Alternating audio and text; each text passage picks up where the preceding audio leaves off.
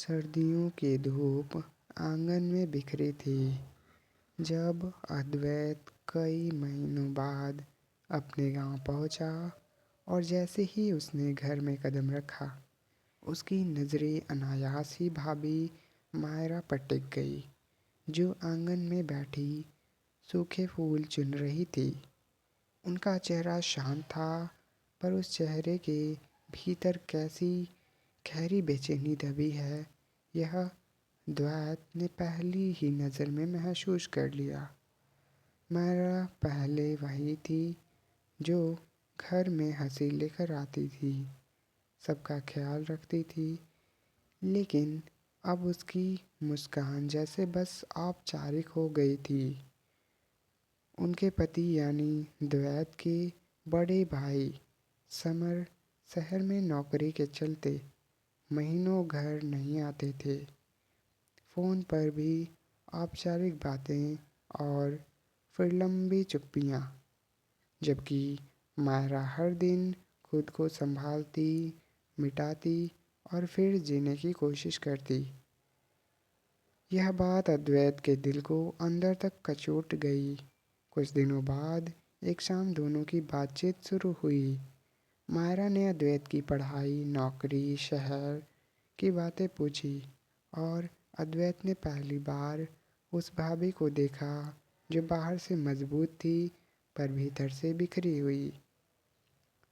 उनकी आँखों के नीचे हल्के काले घेरे, होठों पर बनावटी मुस्कान और दिल में छिपे सैकड़ों सवाल। अद्वैत सब पढ़ लेता था बिना उनके बोले। एक शाम जब बिजली चली गई, घर अंधेरा था और मायरा दिए जलाने रसोई में गई, तभी एक अचानक चीख सुनाई दी। अद्वैत दौड़कर पहुंचा तो देखा कि मायरा का हाथ गरम तेल से जल गया था। अद्वैत ने बिना सोचे उनका हाथ पकड़ा, ठंडे पानी के नीचे रखा और उसकी कांपती उंगलियों को अपने हाथों में थामकर बोला, दर्द होगा पर मैं हूं ना। इस मैं हूं ना में मायरा का सारा बांध टूट दिया। उनकी आंखें नम हो गई। उन्होंने पहली बार किसी को इतने स्नेह और चिंता से अपने पास पाया था। अगली सुबह मायरा ने अद्वैत को देखते हुए हल्के से कहा, कल जो किया उसके लिए धन्यवाद। और अद्वैत मुस्कुराया, पर उस मुस्कान में एक एहसास था जिसे दोनों समझ गए पर कहा कोई नहीं।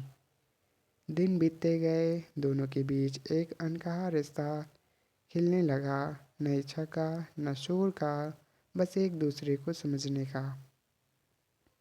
मायरा उसकी पसंद का खाना बनाती, अद्वैत उनके लिए फूल लाता। दोनों आंगन में बैठकर कभी घंटों चुप रहते और यह चुप्पी ही जैसे सबसे गहरी बातचीत बन गई। एक शाम जब तेज हवा चल रही थी, मायरा की चुन्नी उड़कर अद्वैत के चेहरे को छू गई और जैसे ही वे उसे पकड़ने को आगे बढ़ी, उनकी उंगलियां एक दूसरे से टकराई। एक पल के लिए समय रुक गया। मायरा का दिल तेज धड़कने लगा।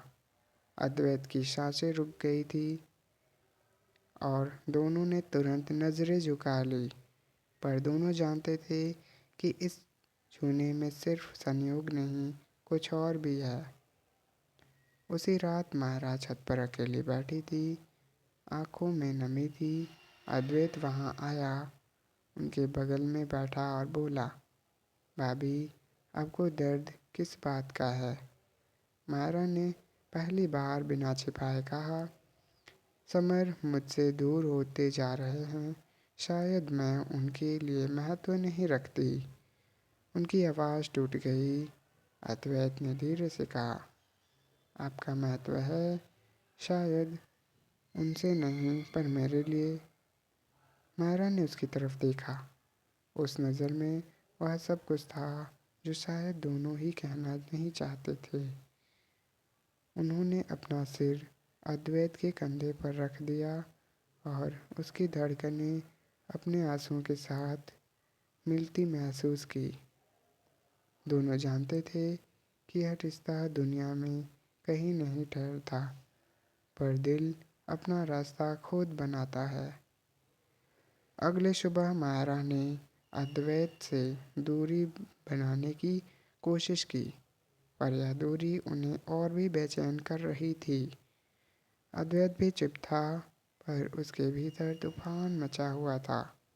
आखिर एक शाम मायरा ने हिम्मत जुटाकर कहा, अद्वैत, हम जो महसूस कर रहे हैं वो गलत नहीं है, लेकिन इसे आगे बढ़ाना भी सही नहीं। अद्वैत ने सिर झुकाकर कहा, मैं जानता हूँ, पर दिल को कौन समझाए भाभी। दोनों की आंखें भर आई। अगली सुबह अद्वैत के जाने का दिन था। उसने बैग उठाया और निकलने लगा। मायरा दरवाजे पर खड़ी थी, आंखें लाल पर चेहरा शांत।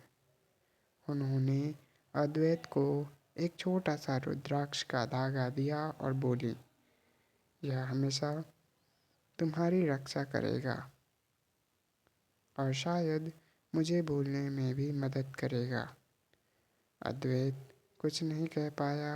उसने बस उसका हाथ पकड़ा धीरे से, जैसे किसी टूटे हुए पत्ते को पकड़ रहा हो, फिर छोड़ दिया, क्योंकि पकड़े रहने का हक दोनों के पास नहीं था।